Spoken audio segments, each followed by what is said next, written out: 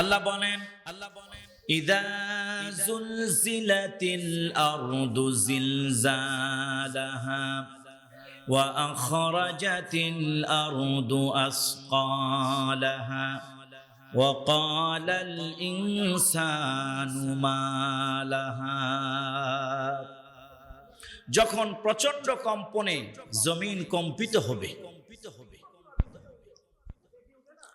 তার ভিতরে যা আছে সব বের করে দিবে।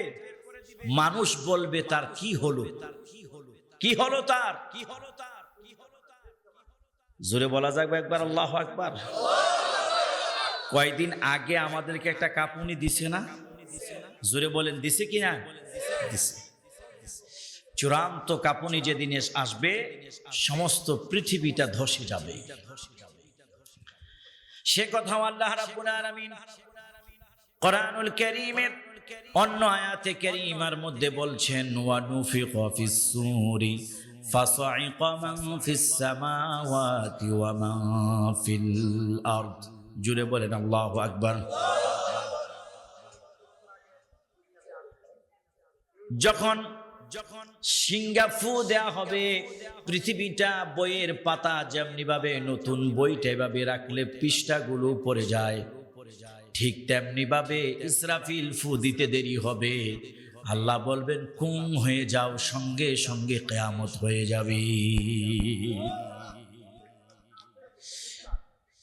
অন্য আয়াতে আসছে ইন্নাস সাআতা লাআতিয়াতুল লা রাইবা ফিহা ওয়ালাকিন্না আকসারান নাসি লা ইউমিনুন।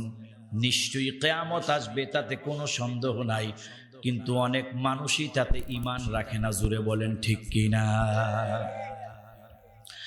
নবীজি সাল্লাল্লাহু আলাইহি ওয়াসাল্লাম যখন সতর্ক করতেন, দাওয়াত দিতেন, সাহাবীরাও যখন ভয় দেখাতেন, দাওয়াত দিতেন, এই পৃথিবী থাকার জায়গা নয়, কেউ থাকতে পারবে না, এক আল্লাহর উপরে ঈমান আনো, না হয় দুনিয়াও যাবে আখিরাতও যাবে।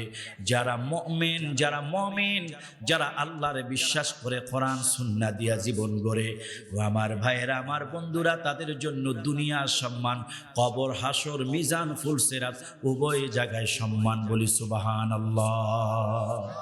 মানতে হবে কারে? জোরে বলেন কারে?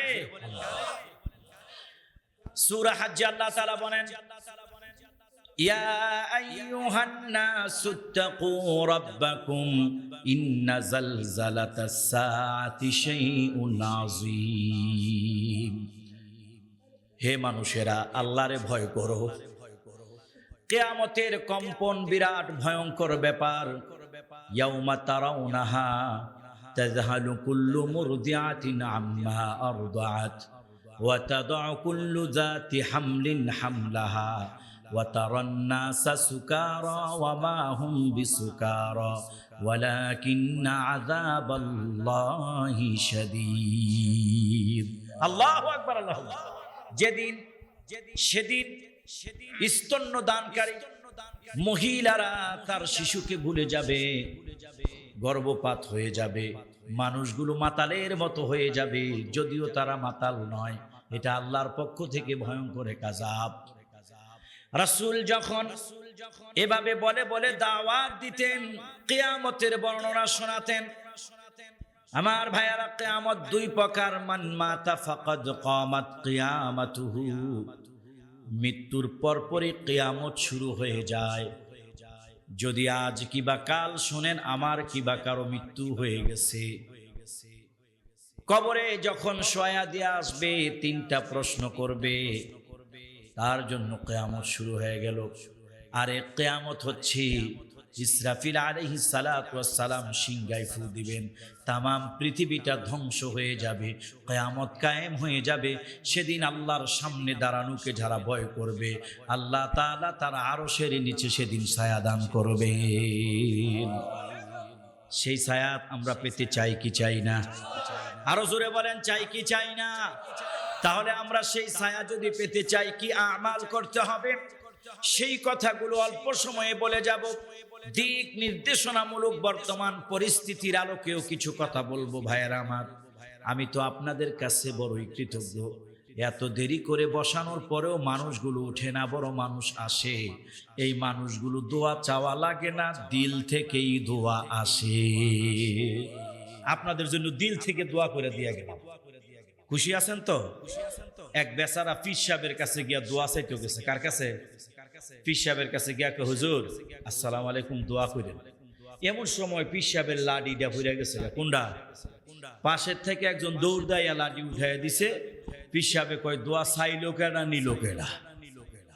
কথা বুঝেন নাই মনে হয়।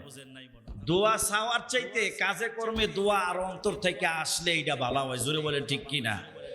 অনেকে আছে হুজুর দোয়া করে এক কাপ চাও খাওয়ায় না, এমন আছে নাকি? নাই। খাওয়াই নিতে হবে তা না, একটা মোহাব্বত। জোরে বলেন ঠিক কিনা?